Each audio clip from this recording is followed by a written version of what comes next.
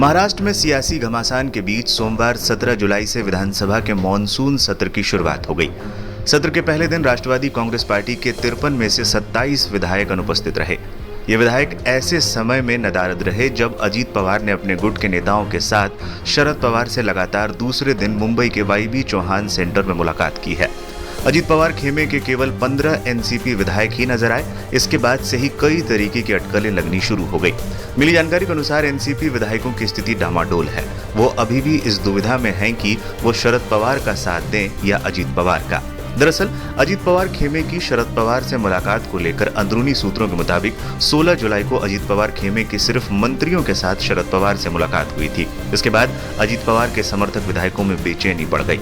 इसके बाद इस पर विधायकों ने पार्टी मुखिया से सवाल किया कि आपने हमें विश्वास में लिए बिना केवल मंत्रियों से मुलाकात की, अब तो मंत्रियों की सहानुभूति मिलेगी। लेकिन विधायकों को अपने अपने निर्वाचन क्षेत्रों में मतदाताओं के गुस्से का सामना करना पड़ेगा। ऐसे में विधानसभा में कई विधायकों ने नाराजगी जाहिर की और नहीं पहुंचे। लगातार दूसरे दिन शरद पवार से हो रही मुलाकात।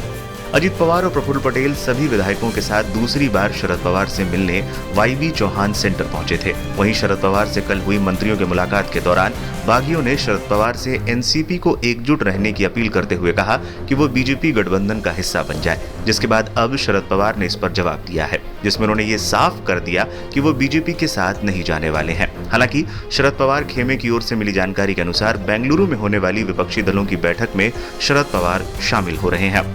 विपक्षी बैठक में शामिल होंगे शरद पवार। बता दें, विधानसभा सत्र के पहले दिन विपक्ष के शरद पवार गुट के 11 विधायक बैठे दिखाई दिए। वहीं सत्ता पक्ष में 9 मंत्रियों के अलावा 6 विधायक भी सदन के भीतर दिखाई दिए। हालांकि कई विधायक विधानसभा में पहुंचे थे लेकिन सदन के अंदर नहीं पहुंचे।